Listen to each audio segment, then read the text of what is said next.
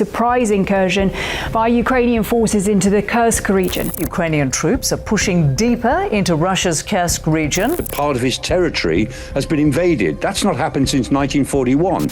Ukraine has flipped the script and launched an offensive on Russian territory in what's arguably the biggest plot twist of this entire Russo-Ukraine war.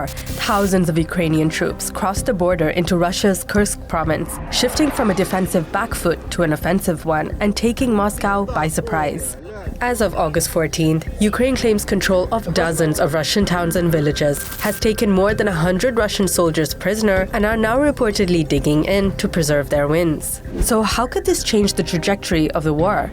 To understand why Ukraine made this move, let's see where this war has been recently.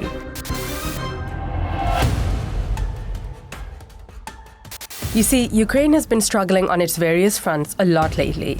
Deprived of manpower and resources, it has slowly but steadily lost territory to Russia ever since its failed 2023 summer counteroffensive. Take Kharkiv, which Russian units have been steadily pushing to be within artillery range of, or the simmering Donbas region, where Russian troops have broken through Ukrainian fortifications and are now inching towards the TO-504 highway that constitutes a major Ukrainian supply line. Russia is also gradually moving towards Chasiv Yar, which could pave the way for the capture of Konstantinivka city, just 700 kilometers away from Ukraine's capital, Kiev. Ukraine was facing a series of setbacks in the battlefield and realized it needed to take swift action. This may be why, on Tuesday, August 6th, the 22nd and 88th Mechanized Brigades, supported by the 80th Air Assault Brigade, crept across the Sumy border into Russian territory. They overwhelmed lightly armed border guards and infantry units, a situation that later proved challenging for Russia. Denial of service attacks on Kursk's CCTV systems gave Ukrainians an eye on the region and targeted government and business websites along with critical infrastructure services.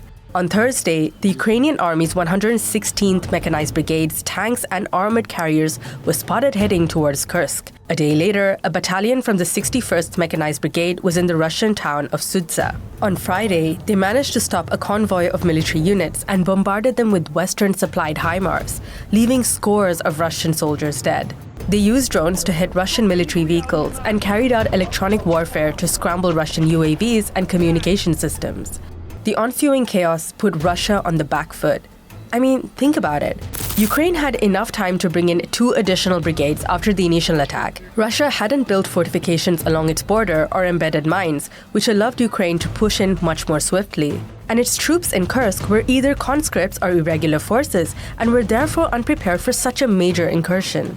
Analysts have been saying the offensive could divert Russian resources away from the front line and prevent Putin's troops from making gains. Indeed, on August 10th, Ukraine reported the lowest number of combat engagements on its territory in 2 months. That could be a sign that its latest offensive is helping to relieve pressure on other parts of the 1,100-kilometer front line. But others think successfully diverting resources depends on how much territory Ukraine takes and how well it holds it. But it is uncertain how sustainable that is, and as always with war, we will have to wait and see.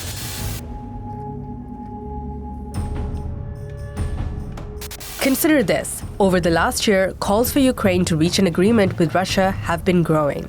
We know the Ukrainians have been steadily losing territory, but they are also under pressure from their international backers over its lack of progress. That's why Russian officials reckon Ukraine launched the attack, to show its Western backers it is still capable of major military operations. Speaking of Western backers, there's a US presidential election coming up that could very well see Donald Trump retake the presidency. That could turn the tide in terms of US backing for the war.